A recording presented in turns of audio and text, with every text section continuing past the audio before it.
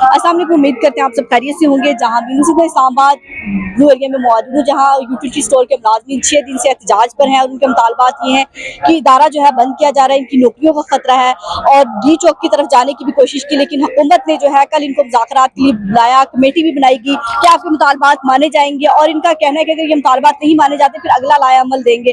तो सर ये बताइएगा, हुकूमत ने कल आपको मीटिंग के लिए बुलाया है, तो क्या तफसीली बात हुई है? राना सनाउल्लाह से, अंजुम वकील से, डॉक्टर तारिक फजल चौधरी थे, पार्लियामेंट लॉजिस में आपको बुलाया गया।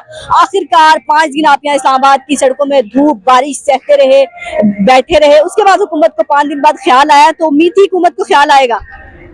हुकूमत को इस वजह ख्याल आया कि कल जो बातचीत से पहले हम निकल चुके थे यहाँ मेन रोड पर धरने के लिए, तो हमारी मुकम्मल तैयारी थी।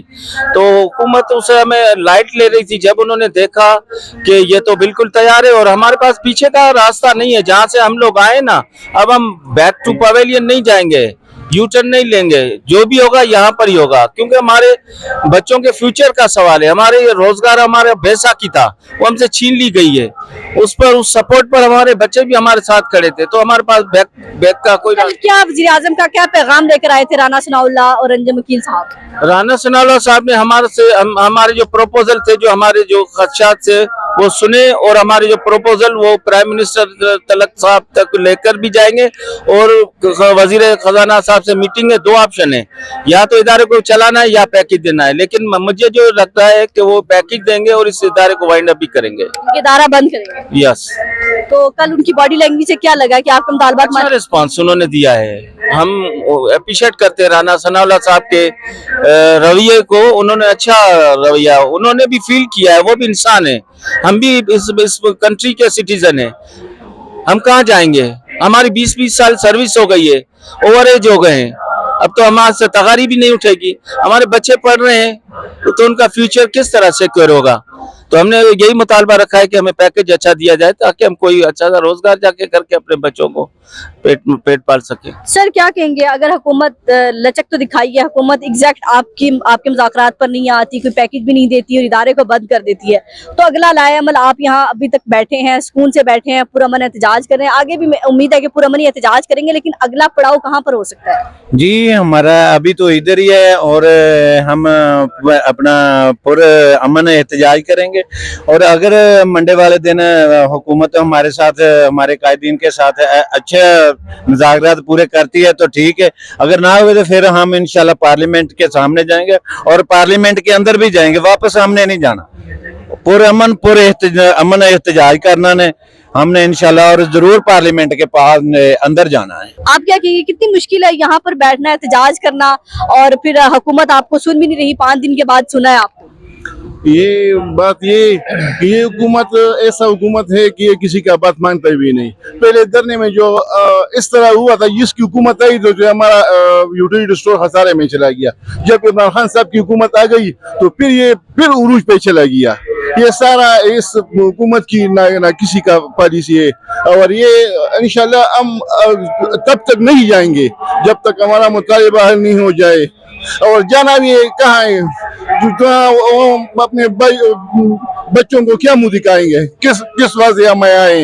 ये तो हमारा मुतालिबा हल हो जाएगा इंशाल्लाह, अगर नहीं तो इंशाल्लाह हम अपनी जान भी इधर देंगे और वापस नहीं जाएंगे। ये हमारा जी आपने गुफ्तगू सुनी। अगर मेरा कैमरामैन आपको दिखाए, मेरे बैकग्राउंड में जो है 3-4 दिन से 5 दिन से 6 दिन से यहाँ पर बैठे हैं और यहीं पर सोते हैं, यहीं पर खाते हैं, यहीं पर बैठते हैं और यहीं पर उन्होंने अपनी एक दुनिया बनाई हुई है। बारिश भी हमने देखी कि यहाँ पर इस्लामाबाद में बहुत बारिश थी, बारिश के अंदर भी यहीं पर ऐसे ही बैठे रहे, कहीं छुप छुपा के, और यहाँ पर एक बिल्डिंग के सामने जो है आराम से अपना एहतजाज रिकॉर्ड करा रहे हैं। और उनको लगता है कि जब अगर हुकूमत जो है मंडे तक की हमारे मुतालबात नहीं मानती तो हम जो है इस एहतजाज का दायरा कार भी बढ़ाएंगे, इसकी मंजिल भी कोई और होगी, इसका पड़ाव भी कोई और होगा। डी चौक की तरफ जाएंगे, डी चौक से आगे जो है पार्लियामेंट हमारी मंजिल होगी। पीछे जो है चटाइयां बिछाई हुई हैं और हमारे पास वापसी का कोई रास्ता नहीं है। हुकूमत से एक ही अपील करते हुए दिखाई दे रहे हैं कि हमारी नौकरियां बहाल की जाए या फिर जो है हमें जो है कोई पैकेज दिया जाए। और ये सिक्योरिटी के एहलकार भी यहाँ पर जो है, इस्लामाबाद पुलिस जो है यहाँ पर तैनात है इनको सिक्योरिटी देने के लिए, कि कोई भी किसी कोई इमरजेंसी ऐसी सूरत हाल हो जाती है, कोई इश्तियाल पसंदी होती है और कोई भी किसी को गुस्सा आ सकता है, कोई तसादम हो सकता है, क्योंकि इस्लामाबाद एक रेड जोन है और यहाँ पर सिक्योरिटी की खास सूरत हाल होती है। तो यहाँ पर जो इस्लामाबाद पुलिस के दस्ते जो है अपनी ड्यूटी पर मौजूद है और ये वक्तन फवक्तन यहाँ से चेंज होते रहते हैं और ड्यूटी जो है चेंज होती रहती है। 24 घंटे यहाँ पर सिक्योरिटी एहलकार तैनात है। ये जहाँ जहाँ ये लोग एहतजाज के लिए जा रहे हैं वहाँ वहाँ ये सिक्योरिटी जो है हुकूमत की तरफ से जो है रियासत की तरफ से इनको दी जाती है और ये वहाँ पर जो अपना एहतजाज रिकॉर्ड करते हैं ताकि जाहिर है यहाँ पर मार्केट्स भी है, आबादी भी है।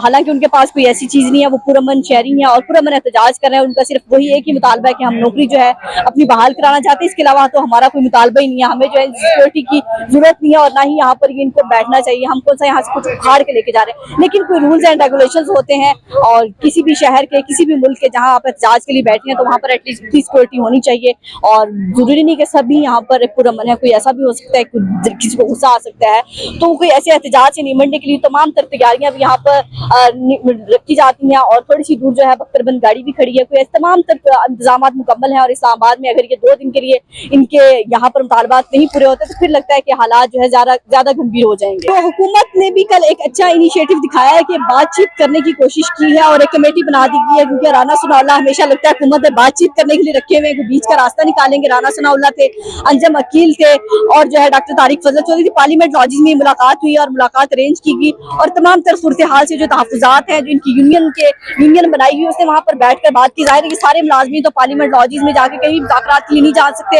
इनके हेड थे वहाँ पर जब मलिक अजीज साहब गए और वहाँ पर गुफ्तगू की और उनसे गुफ्तगू का सिलसिला शुरू किया तो वहाँ पर ये बात इन्होंने रखी कि यूटिलिटी स्टोर को अगर आप बंद कर रहे हैं तो ये 11,000 मुलाजमीन टोटल बनते हैं। 11,000 मुलाजमीन को या तो कोई रोजगार दिया जाए या फिर ऐसा पैकेज दिया जाए कि हम अपना कोई और काम शुरू करने के काबिल हो सके, क्योंकि हमारी सर्विस जो है 20-20 साल 30-30 साल से ऊपर हो चुकी है। हम ओवर एज हो चुके हैं, ना हम मजदूरी कर सकते हैं, ना किसी सरकारी नौकरी के लिए अप्लाई कर सकते हैं और ना हमें कोई और काम आता है और ना ही लोग ज्यादा पढ़े लिखे हैं। तो हुकूमत अगर इतने लोगों को बेरोजगार करती है, पहले ही माशियत बहुत खतरे में जा रही है, कोई अच्छी माशियत नहीं है, तो इतने लोगों को बेरोजगार करना, दोबारा से रोजगार देना तो एक बड़ा सवालिया निशान बन जाएगा हुकूमत के लिए भी।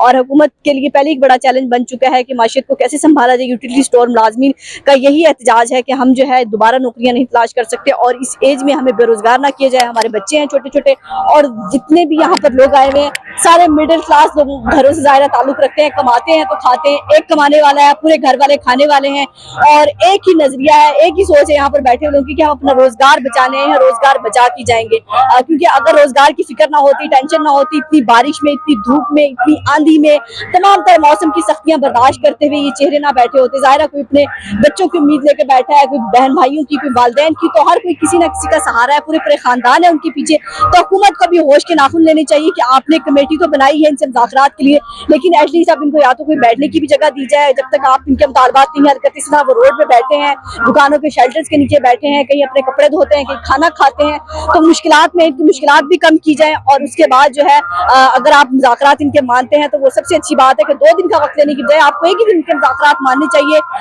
पाकिस्तानी शहरी हैं और अगर ये गुस्सा भी आ जाता है बंदे को, अगर ये एहतजाज करते हुए दोबारा डी चौक की तरफ जाएंगे तो फिर डी चौक पर एहतजाज करने की इजाजत नहीं है। दफा 144 ताफिज है, तो फिर इस्लामाबाद की क्या सूरत हाल होगी, रेड जोन की, और फिर वो हम सबको पता है। तो ये तमाम तरह सूरत हाल थी। आपको ब्लू एरिया से, डी चौक से दिखा रहे थे कि यूटिलिटी स्टोर मुलाजमी जो है 6 दिन से एहतजाज पर। अब देखिए 6 दिन का एहतजाज कितने रोज जारी रहता है, 2 दिन का वक्त है, पीर तक का हुकूमत ने वक्त दिया है। तो अल्लाह करे इनके मसाइल हल हो। अगर ये मसाइल नहीं हल होते तो इक्तिसादन की सूरत हाल होगी। डी चौक की तरफ और पार्लियामेंट की तरफ रवा दवा हमें होते दिखाई दे रहे हैं, पीछे हटते दिखाई नहीं दे रहे। अपना और अपने प्यारों का बहुत ख्याल रखिएगा, हमें दुआ में याद रखिएगा। अल्लाह हाफिज़।